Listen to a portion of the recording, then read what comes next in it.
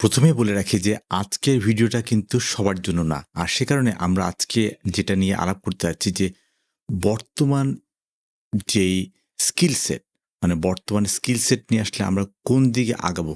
বিশেষ করে আমাদের যারা ইয়াং জেনারেশন আছেন তাদের আসলে সামনে ক্যারিয়ার পাথ বা এটা নিয়ে অনেক আলাপ হচ্ছে এবং সবচেয়ে বড় যে জিনিসটা আমরা বুঝতে পারছি যে সামনে আমরা আসলে কোন ধরনের স্কিল সেট যেটা আমাদের এআই বলেন, এজিআই বলেন বা এর পাশাপাশি অন্যান্য যে জিনিসগুলো আমাদের অনেক কাজকে অটোমেট করে ফেলবে। মানে আমাদের লাইফের অনেক কাজকে তারা অটোমেট করে ফেলবে। এখন সেই অটোমেশনের পার্টটা কিভাবে আমরা ট্যাকেল করব? আর সেজন্যই হচ্ছে গিয়ে আজকের যত গল্প। সো আমরা যদি এভাবে চিন্তা করি যে আমাদের এআই বা এজিআই এর যুগে আমরা কিভাবে শিখব?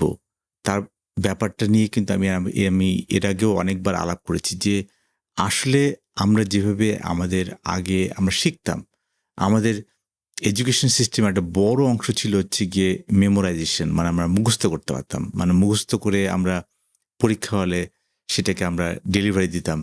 কিন্তু তার একটা অংশ ছিল হচ্ছে গিয়ে কম্প্রিহেনশন মানে আমরা মেমোরাইজেশন এর পরে কিন্তু আমরা চেষ্টা করলাম যে না ঠিক আছে আমরা কিভাবে ব্যাপারটা বুঝতে পারছি কিনা বা বুঝতে পেরেছি কিনা এবং সেটাকে আমরা রিলেট করতে পারা মানে সেই জায়গাটাতে আসলে আমরা ওয়ার্কআউট করতাম। So that was part of like understanding যে আমি কিভাবে একটা জিনিসকে বুঝতে পারি। সো আপনি যদি আমাকে বলেন যে এখনকার আমলে মানে আমরা যদি এই এআই, এজিআই মানে এআই এর ব্যাপারটা আমি যতটুকু বলব strong AI specific for specific task but যদি এজিআই এর কথা বলি সেখানে কিন্তু রিজনিং আছে। আপনি যদি আজকে ChatGPT ব্যবহার করেন ওখানে কিন্তু রিজনিং চলে আসছে। মানে ও কিন্তু রিজন করতে পারে। আপনি তাকে ২ টা বা ৩ টা বা ৪ টা প্রশ্ন করলে বা তার মধ্যে সে কানেকশন করতে পারে, তার মধ্যে সে রিলেট করতে পারে, তার মধ্যে সে রিজন করতে পারে যে কোনটা আপনার জন্য বেটার হবে। সো এখন ভবিষ্যতে যে একটা কথা উঠছে যে আসলে এক্সপার্ট ছাড়া কারো ভাত নাই। এই ব্যাপারটা কিন্তু প্রায় আসছে যে যেহেতু লোয়ার অর্ডার কাজগুলো মানে যেই কাজগুলো হচ্ছে গিয়ে আগে আমরা হিউম্যান করতাম সেটাকে চলে যাবে হচ্ছে গিয়ে আস্তে মেশিনের কাছে, যন্ত্রের কাছে, অটোমেশনের কাছে। তাহলে মানুষ আসলে কিভাবে নিজেকে টেক্কা দিবে। বিকজ মানুষই কিন্তু তৈরি করছে এই অটোমেশন। আবার মানুষই কিন্তু তৈরি করছে হচ্ছে গিয়ে এই এআই বা এজিআই। তাহলে মানুষই আবার মানুষকে কিভাবে এই নলেজে টেক্কা দিবে? সো ব্যাপারটা এরকম যে হিউম্যান নলেজের এক্সটেনশন হিসেবে আসবে এআই। মানে আপনার মনে আছে যে আইনস্টাইন কিন্তু অনেক আগে বলেছেন যে অ্যা যেই লেভেলে যে লেভেলে একটা প্রবলেম তৈরি হয় যে লেভেলে একটা প্রবলেম তৈরি হয় সেটাকে sustainable solution not that solution mark my word sustainable solution যদি করতে চাই তাহলে কিন্তু সেই লেভেলের উপরে যে সেই প্রবলেমটাকে সলভ করলে then you can solve or then you can have a sustainable solution. So আজকের আলাপ যদি আমি বলি যে যেটা নিয়ে আমি সামনেও আরো আসবো যে কোন স্কিলগুলো আসলে আমাদেরকে সামনে ফিউচার প্রুফ করবে? মানে কোন স্কিলগুলো আমাদেরকে এআই বা এজিআই কেড়ে নিবে না। সেখানে আমি ১ম এই বলব যে ক্রিটিক্যাল থিংকিং এটা হচ্ছে গিয়ে আমাদের হায়ার অর্ডার যে থিংকিং স্কিল যেটা আছে সেই জায়গাটাতে যদি ১ম এ বলি যে ক্রিটিক্যাল থিংকিং আসলে কিছু না। এটার কাইন্ড অফ জাজমেন্ট। আপনাকে একজন একটা কথা বলল, আপনি কি সেটাকে সহমত করবেন? আপনি কি নিয়ে নিবেন? নাকি আপনি ক্রিটিক্যাল থিংকিং যে না আপনি আরো প্রশ্ন করবেন যে না আপনি এটা ঠিকমতো বুঝতে পারেননি। সো আরো কয়েকটা ভিউ পয়েন্ট নিবেন। তারপরে সেটার থেকে ওয়েইং করবেন যে আসলে কোনটা আপনার জন্য চলে এবং সেইখানেই কিন্তু আপনার সেই ইভ্যালুয়েশনটা কি? সেখানেই কিন্তু এই ক্রিটিক্যাল থিংকিং ব্যাপারটা আসে। তার মানে হচ্ছে গিয়ে আমাকে ফিউচার প্রুফ হইতে হলে আমাকে ক্রিটিক্যাল থিংকিং ব্যাপারটা বুঝতে হবে যেটা নিয়ে আমি আরো সামনে আসবো। ডু নট যে ডু নট থিংক যে এটাই শেষ video. At the same time metacognition আমরা যেমন আমি ধরা যাক আমি এই নোটটা লিখলাম। মানে আমি আমার মাথায় আছে ব্যাপারটা কিন্তু তবুও আমি নোটটা লিখলাম। দিস ইজ মেটাকগনিশন যে অ্যালায়েন্স যে আমি আসলে এই যে কাজগুলো করছি এই it's all about awareness. It's all about awareness what I am thinking, মানে আমি কি চিন্তা করছি তার সাথে একটা অ্যাওয়ারনেস কানেক্ট করা, এবং তার পাশাপাশি আমরা যে জিনিসটাকে দেখছি যে নতুন একটা ইনফরমেশন, আমি একটা নতুন একটা ইনফরমেশন একটা বই থেকে পেলাম। সেই বইটার ইনফরমেশনটাকে আমি কি ঠিকমতো বুঝেছি কিনা সেটার জন্য মেটাকগনিশন, যে আমি এটা ইভালুয়েট করলাম যে আমি আসলে ঠিকমতো বুঝেছি কিনা। আমি যখন সেটাকে লিখলাম, আমি যখন লিখলাম তখন আমি বুঝলাম যে আমি আসলে কতটুকু বুঝেছি বা বুঝতে পারিনি। আর আরেকটা জিনিস হচ্ছে কি, যেটা লোয়ার অর্ডার থেকে আসবে হায়ার অর্ডারে কম্প্রিহেনশন, মানে আসলে আমার একটা বই পড়লাম। বইটা আমি ইন্টারনালাইজেশন, বা আমরা যখন ছোটবেলায় আমরা বিভিন্ন সাবজেক্ট পড়তাম, সেই সাবজেক্টটা যখন আমি পড়তাম, পড়ার পরে ইন্টারনালাইজেশন ইন্টারনালাইজেশন হলো কিনা, মানে আমি ঠিকমতো বুঝতে পেরেছি কিনা, সেটাই হচ্ছে কম্প্রিহেনশন। এইজন্য কিন্তু আমাদেরকে টিচাররা কম্প্রিহেনশন দিত, যে এটাকে বুঝলাম, বুঝার পরে আমি এটা কম্প্রিহেন্ড করতে পারলাম কিনা। তার হচ্ছে কম্প্রিহেনশন একটা কাইন্ড অফ লাইক একটা স্কিল যেটা আমাদের লাগবে যদি আমাকে এআই থেকে বাঁচতে হয়।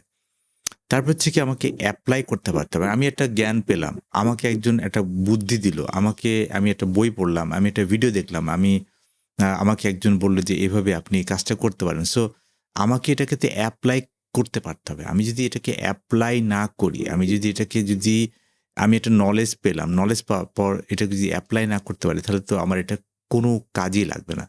সো আমাকে যেটা বলতে হবে যে আমি যে পিস অফ ইনফরমেশনটা পেলাম সেটাকে যাতে আমার একটা প্রজেক্টে লাগাইতে পারি, বা সেইটা থেকে আমি রেভিনিউ আর্ন করতে পারি, সেই অ্যাপ্লিকেশনটা লাগবে। আরেকটা ব্যাপার হচ্ছে কি ইভ্যালুয়েশন, যেটাকে আমরা বলি যে আসলে আমাকে অ্যাসেস করতে পারতে হবে যে আমাকে যেটা আমি জানি আর যেটা আমি জানি না, আর যেটাকে আমি পাচ্ছি, এবং এটার সাথে ক্রিটিক্যাল থিঙ্কিং এ একটা ওভারল্যাপ আছে, যে আমি আসলে ইভ্যালুয়েট করতে পারতে হবে যে এই তথ্যটা আর ওই তথ্যটা এবং ওই তথ্যটার মধ্যে ক্রস কানেকশন গুলো কোথায়, কোথায় রিলেশনশিপটা আছে, সেই রিলেশনশিপের মধ্যে আমি কোথায়, বা তার ডেটাটা কোথায় এবং তার ইনফরমেশনটা কোথায় আমার সাথে, সেখান থেকে আমি কতটুকু অংশ নিব না নিব, মানে সেই জায়গাটা কিন্তু আমাকে ইভালুয়েট করতে পারতে হবে। Because if I don't be able to evaluate something, তাহলে কিন্তু আমাকে এই মেশিন লার্নিং এআই বা এই এজিআই কে আমি টেক্কা দিতে পারবো না। I should be able to evaluate যে এই পয়েন্ট, ওই পয়েন্ট এর মধ্যে আমাকে প্রশ্ন করে জানতে পারতে হবে যে আসলে কোনটা আমার জন্য বেটার, কোনটা আমার জন্য যাবে।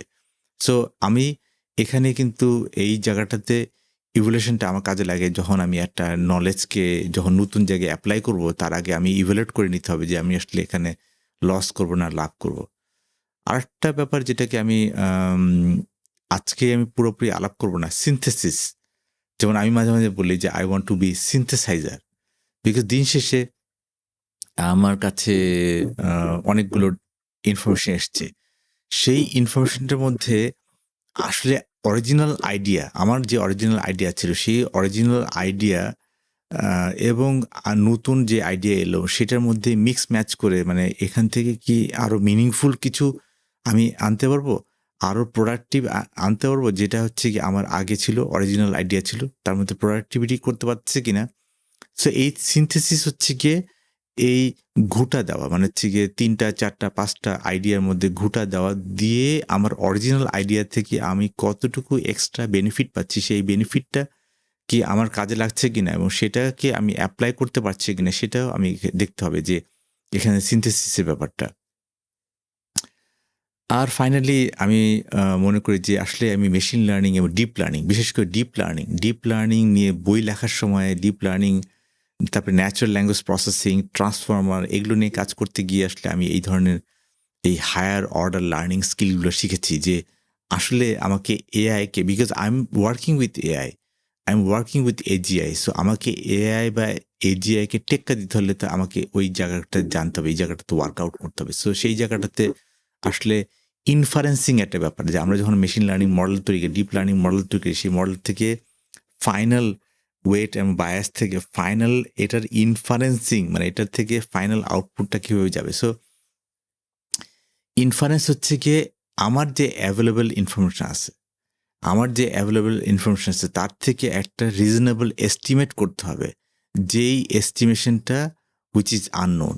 তার হচ্ছে গিয়ে আমি যেই ডেটাটা আছে সেই ডেটার মধ্যে থেকে আমাকে একটা রিজনেবল এস্টিমেট করতে হবে যেটা আমার কাছে এখনো আননোন। আর সেই জন্যই কিন্তু আমরা এমন একটা ডিটারমাইন করতে চাই যে না আমরা আসলে এখন আমি যেটা জানি আর আমি যেটা জানি না তার মধ্যে কোথায় কোন জায়গাটা মানে ফারাক আছে এবং সেই জায়গাটাতে কিন্তু অ্যান্টিসিপেট করতে পারাটা এবং রিইভ্যালুয়েট করতে পারাটা এটা একটা বড় ইস্যু। আমি এটা নিয়ে আজকে এত বড় আলাপে যাব না। আমি জাস্ট বলতেছি যে দিস আর দ্য স্কিল যেখানে আমি আসলে আমার লাইফটাকে আমি এই স্কিল থেকে মানে এই এআই বা এজিআই কে কিভাবে টেক্কা দেওয়া যায় এটা নিয়ে আরো অনেক অনেক অনেক গল্প আছে। সো আমি সেটা নিয়ে হয়তোবা সামনে আসবো পরে। যেটা আমি যেটা বুঝতে পারছি যে যারা বিশেষ করে ইয়াং জেনারেশন যারা আসলে বিভিন্ন সাবজেক্ট পড়ছে এখন আমরা অনেক সময় ভাবতেছি যেমন আমার বাচ্চাদেরকে আমি মাঝে মাঝে বলি যে তোমরা ভাবছো যে তোমাদের গ্র্যাজুয়েশন শেষ করে তুমি স্কিল ডেভেলপ করো। No, you have to start your skill what you like what you like what you prefer. যেমন আমার লাইফে আমি কিন্তু আমার লাইফটাকে আমি নিজের মতো করে আমি বানিয়ে নিয়েছি wherever I was, whether I was in military, whether I was in different sector, but I thought of like, no, this is what my goal and this is what I really like and this is what I want to do. So এটা হঠাৎ করে আসেনি। মানে আমি আমার finding piece বা এই কোন পিসটা আমার কাজে লাগবে, আমার লাইফে লাগবে সেটা কিন্তু আমি অনেকগুলো টেস্ট অ্যান্ড ট্রায়াল করেছি, অনেকবার ফেল করেছি, অনেকবার ফেল করে কিন্তু দেন আই ফিগার্ড আউট যে না this is what I want. Because before finding what I want I had to fail in many things. So I failed in many things এবং সেখানে আমার অনেকের কাছে যে ব্যাপারটা হচ্ছে গিয়ে আমরা ইয়াং জেনারেশনটা একটা চাপে থাকে যে অন্যরা কি বললো সেই ভ্যালিডেশন তাকে পেতে হবে, অন্যরা আমাকে ভালো বলবে ও অন্যের কাছ থেকে আমি একটা ভ্যালিডেশন নিয়ে আমি কাজে আগাবো। No, this is not the way you should set a goal. If you fail it no problem, find another goal, but if আমার কথা হচ্ছে যে you need to find out your subject যেটা আসলে আপনাকে আলোড়িত করে আর কি। সো আমি যেন বলি যে আপনি যে সাবজেক্টটা পড়ছেন মানে না যে আপনি এটাই আপনার লাইফ গোল। এখান থেকে আপনার আশেপাশে টার্সিয়ারি স্কিল নেওয়ার চেষ্টা করেন, যে এই টার্সিয়ারি স্কিল হয়তো আর সামনে আপনাকে আপনার অ্যাকচুয়াল গোলে নিতে দিতে পারবে। আর যে জিনিসটা মাঝে মাঝে আমি শুনছি যে এআই পারবে না এমন একটা স্কিল, মানে এআই পারবে না এমন একটা স্কিল আমাদেরকে নিতে হবে যেটা শুধু মানুষ পারবে অন্যরা পারবে না, সেটা হচ্ছে ক্রিয়েটিভিটি মানে কিন্তু এটা না যে আর্ট করছে, বই লিখতেছে, ছবি আঁকতেছে, সিনেমা করতেছে। নো নো নো, আমি ক্রিয়েটিভিটির কথা বলছি যে thinking outside of the box. যেমন আমি যখন বিভিন্ন চাকরি ইন্টারভিউ করি তখন কিন্তু আমি দেখতে চাই একজনের মধ্যে যে একজন একটা প্রবলেমকে সে কিভাবে সলভ করছে, সে thinking outside of the box করছে কিনা, মানে এটা কি সে ঠিকমতো কাজ করতে পারছে কিনা। So how does he do that? Creativity, not that গান গায় সে বা এটা কোনো, তার যে নির্দিষ্ট সাবজেক্ট আছে সেই নির্দিষ্ট সাবজেক্টটা কি সে বাইপাস করে সেটাকে অন্যভাবে সলভ করতে পারছে কিনা। So there comes the creativity. সামনের ফিউচারে অ্যাবাভ অ্যাভারেজ হওয়া যায় কীভাবে, মানে সামনের ফিউচারে অ্যাবাভ অ্যাভারেজ কিন্তু হতেই হবে। বিকজ এখন অ্যাবাভ অ্যাভারেজের নিচে কিন্তু কোনো ভাত নাই, মানে আমরা বলছি এক্সপার্ট ছাড়া কারো ভাত নাই। বিকজ সব কিছুই কিন্তু এজিআই এর মধ্যে চলে যাবে। তার মানে হচ্ছে গিয়ে অ্যাবাভ অ্যাভারেজ হওয়ার পিছনে একটাই কারণ হচ্ছে গিয়ে আমি যেটাকে বললাম যে হায়ার অর্ডার থিঙ্কিং স্কিল, যেটা আমি এর আগে বলেছি, সেটা নিয়ে আমি সামনে আরো আসবো, সামনে অনেক ভিডিও আমি এটা নিয়ে তৈরি করবো। আরেকটা জিনিস আমার লাইফে আমি যেটা করেছি যে স্টেইং রিলেভেন্ট। সেই 2008 সালে I have started working with data. That means তখনও কিন্তু ডেটা নিয়ে কিন্তু অত আলাপ হয়নি, but I wanted to stay relevant. Because আমি বুঝতে পারছিলাম, বিকজ আমি অনেক বই পড়ছিলাম, I was travelling the world and then I found data is the thing যেটা লাইফকে পাল্টাই দিবে, and this is what is happening. So I figured out early on in 2007 and 8 যে ডেটা ছাড়া আমাদের গতি নাই। So that's why the relevancy comes in. যেমন আমি এখন রিলেভেন্ট হচ্ছি এডুকেশন নিয়ে, বিকজ আমি দেখছি যে সামনে এডুকেশনের একটা বিশাল একটা ব্যারাসারা লাগবে। যে এডুকেশনটা হচ্ছে গিয়ে আমি মনে করছি যে education the frontier, the education would be the next Google. এই জন্য কিন্তু আমি গত ৩-৪ বছর ধরে কিন্তু এডুকেশন নিয়ে লেগেছি এবং আমার পিএইচডি আমি এডুকেশন নিয়ে আমার ওটা নিয়ে ওয়ার্কআউট করার চেষ্টা করছি। সো ব্যাপার হচ্ছে যে since education will B next frontier, আমি জানি যে এডুকেশন নিয়ে অনেক ঝামেলা হচ্ছে, বাইজু থেকে অনেক অনেক জায়গায় মানে এডুকেশন, রিয়েল এডুকেশন নিয়ে কিন্তু ঝামেলা হচ্ছে। সো সিন্স এডুকেশন যেটা নিয়ে আমি দেখছি অলরেডি গ্লোবালি এডুকেশন নিয়ে কিন্তু অন্য লেভেলে খেলা হচ্ছে। So I also want to relevant যে এখানে আসলে কীভাবে কাজ করা যায়, because education will be the next Google. Being useful, of course I want to be useful, but for whom, এটা আমি নিয়ে আসবো যে আপনি কি you want to be useful for somebody else, for some company, then that's it. Of course এই আপনার এই এইম ইন লাইফকে আমি তো মানা করতে পারবো না, but I would say please be useful for yourself. You can be useful for somebody. You can be useful for your parents. You can be useful for your company. You can be useful for everything, or for your teacher. But then you have to be useful for yourself. তারপর থেকে আমাদেরকে বুঝতে হবে যে life ট্র্যাজেক্টরিতে আমরা কোথায় আছি। মাঝে মাঝে আমাদের কিন্তু জুম আউট করতে হবে, আমাদের লাইফটাকে জুম আউট করতে হবে। জুম আউট করে বুঝতে হবে যে আসলে আমরা কোথায় আছি।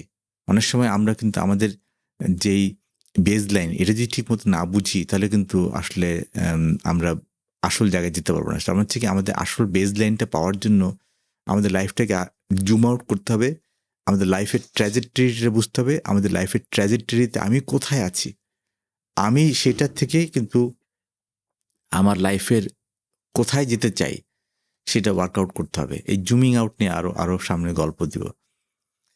আরেকটা জিনিস, এটা আমি খুবই বিশ্বাস করি এবং ড্যানকো থেকে শুরু করে অন্যান্য অনেকে এই লাইফের গোল নিয়ে অনেক অনেক অনেক ঝামেলা আমি দেখছি। তো ব্যাপারটা এরকম যে if you don't create a purpose, মানে আপনি যদি আপনার লাইফের পারপাস বা গোল না সেট করেন, if you don't create a purpose you will be assigned one. Of course আপনার লাইফে পারপাস নাই, গোল নাই, so you will be assigned one with you from your parents. Like I would assign to my children, যদি তারা তাদের লাইফে goal না সেট করে, or their teacher, or their employer.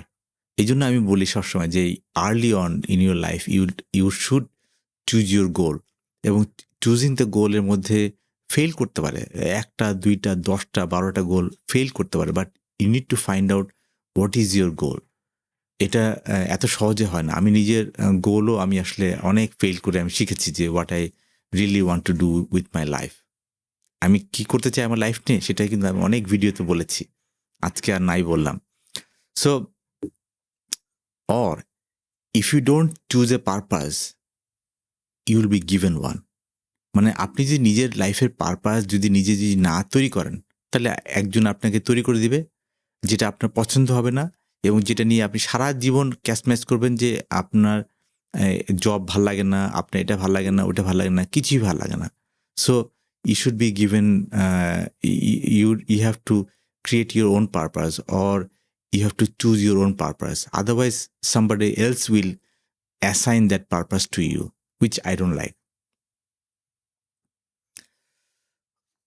So আমার যে আন্ডারস্ট্যান্ডিংটা এই সব কিছুর মধ্যে আমি বলবো যে ইয়াং জেনারেশনের মধ্যে প্রচণ্ড চাপ। আমি ইয়াং জেনারেশনের প্রতি আমি খুবই সহমর্মী একটাই কারণে যে আমি দেখছি যে তাদের উপরে কীরকম চাপ আসছে সামনে, এবং সেই জন্যই কিন্তু আসলে এই সিরিজগুলো যে সবার জন্য নয়, নট বিকজ পৃথিবী কিন্তু পৃথিবী চালাবে মাত্র 5%, মানে 5% লোক পৃথিবী চালাবে, আর বাকিরা সবাই কিন্তু সহমত গ্রুপে। এখন সহমত গ্রুপ নিয়ে কিন্তু আমি এখানে আলাপ করছি না, আমি যেটা আলাপ করছি যে সেই 5% যে তার নিজের purpose in life, goal in life, যাতে সে নিজে ইউজফুল হতে পারে নিজের কাছে। Of course he will be useful to the humanity, he will be useful to the society, but then অনেক সময় কিন্তু আমরা নিজের গোল, পারপাস এগুলো যদি নিজে সেট না করি, নিজের ইউজফুলনেস যদি না সেট করে দিই, তাহলে কিন্তু somebody else will give that usefulness for him or for another company or his teacher or his parents will do that part. So how do you find your goal? এটা নিয়ে আমি আসবো সামনে। আজকে এ পর্যন্তই। থাকছেন তো সামনে।